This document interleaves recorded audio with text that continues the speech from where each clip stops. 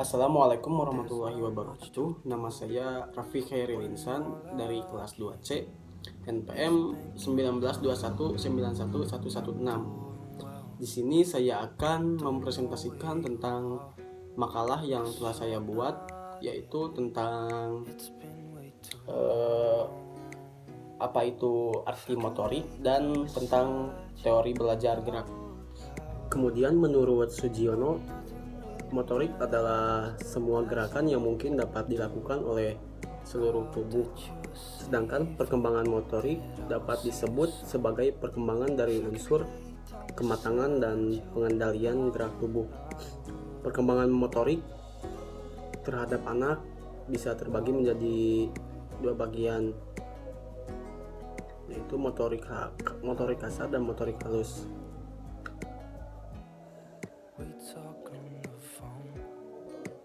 Gerak motorik kasar adalah kemampuan yang membutuhkan koordinasi sebagian besar bagian tubuh.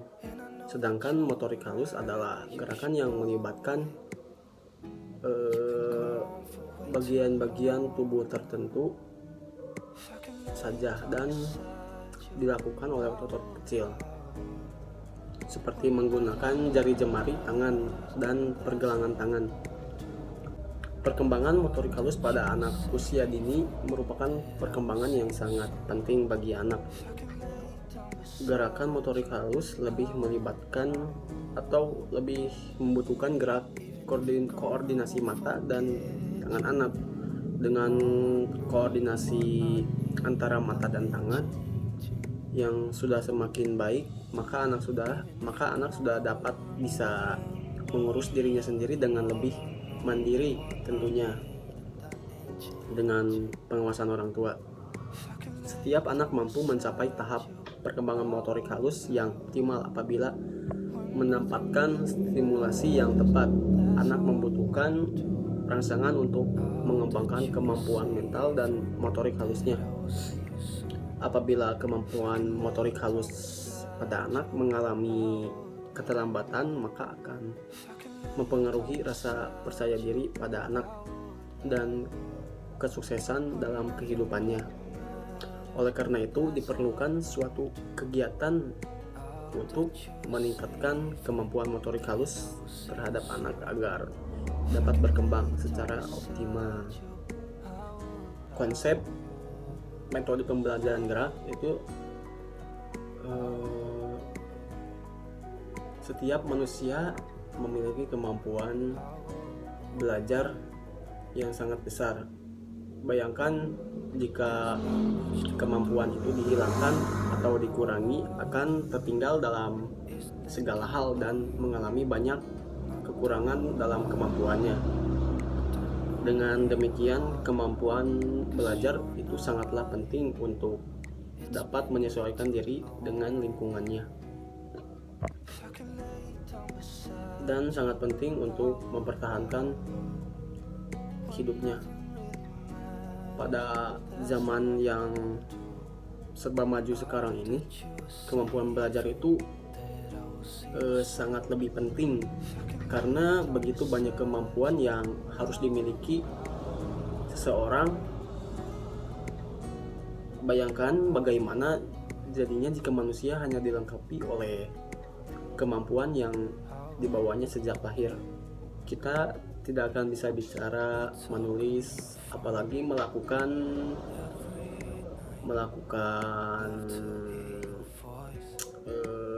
kegiatan-kegiatan fisik yang kompleks yang dibutuhkan untuk memenuhi kebutuhan sehari-hari. Terus, pernahkah Anda membayangkan bagaimana kita belajar berbicara, belajar berjalan, serta belajar menguasai berbagai hal yang sekarang kita kuasai? Dan pernahkah Anda menghitung waktu yang dihabiskan untuk menguasai keterampilan-keterampilan tersebut? Pernah jugakah Anda mempertanyakan bagaimana kita mempelajari semua itu? Kondisi-kondisi apa yang harus disiapkan supaya pembelajaran yang kita lakukan bisa berjalan dengan baik? pertanyaan tersebut mungkin jarang kita pertanyakan, baik kepada diri kita sendiri maupun kepada orang lain. Wajar pengertian kita tentang hakikat belajar sangat terbatas, apalagi jika dipertanyakan lebih jauh tentang proses apa yang sebenarnya terjadi dalam diri kita manakala kita belajar. Bahan pelatihan ini akan mencoba mengungkap pertanyaan-pertanyaan di atas, khususnya diartikan dengan pembelajaran gerak. Pengertian dalam bidang ini akan sangat berguna bagi guru pendidikan jasmani dalam menciptakan proses pembelajaran gerak yang lebih baik. Pengertian belajar gerak merupakan dasar bagi pelaksanaan proses pembelajaran dan pelatihan gerak atau keterampilan gerak. Proses pembelajaran tampaknya terjadi setiap waktu, hampir dalam segala aspek yang kita kuasai sekarang. Semuanya terjadi karena proses belajar. Coba bayangkan kembali proses pembelajaran ketika mempelajari passing bawah.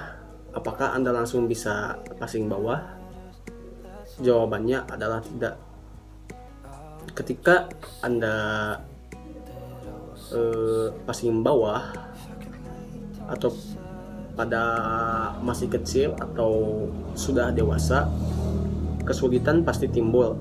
Anda tidak otomatis dapat meluncur dan mulus ketika pertama kali mencoba.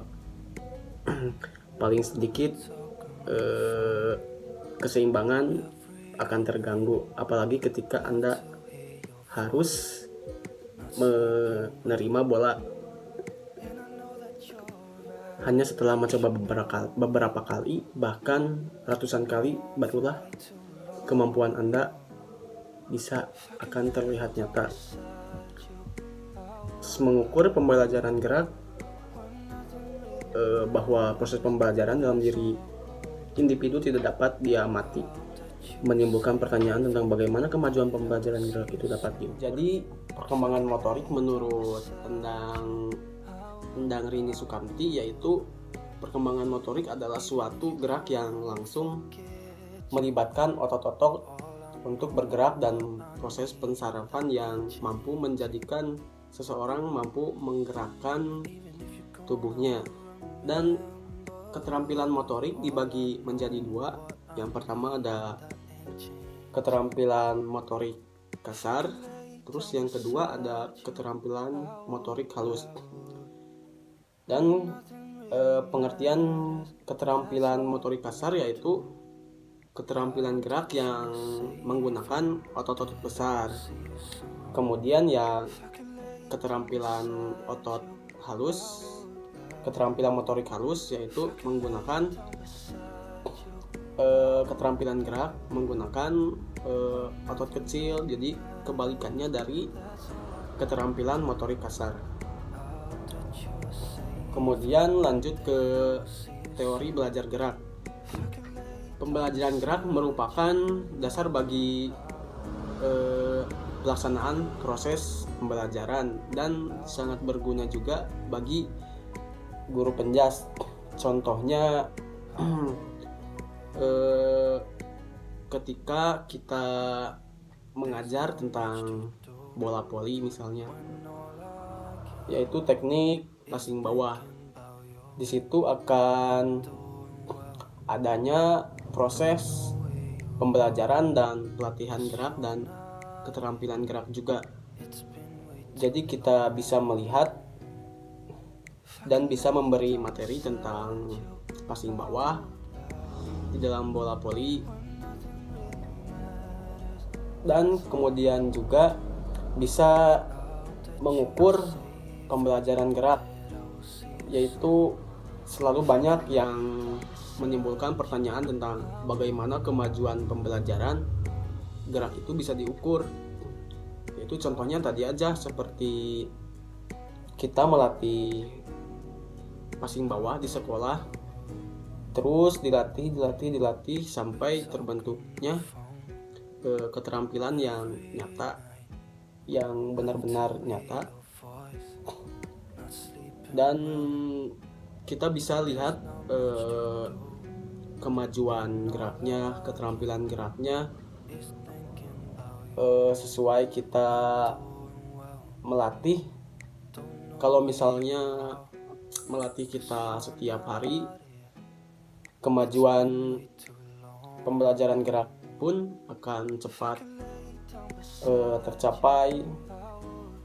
Misalnya hari ini paling bawah, terus besoknya lagi paling bawah, terus dilihat kemampuan geraknya sampai terbentuk seperti itu. Mungkin sekian presentasi dari saya. Kekurangannya mohon maaf. Billahi taufiq wal hidayah. Wassalamualaikum warahmatullahi wabarakatuh.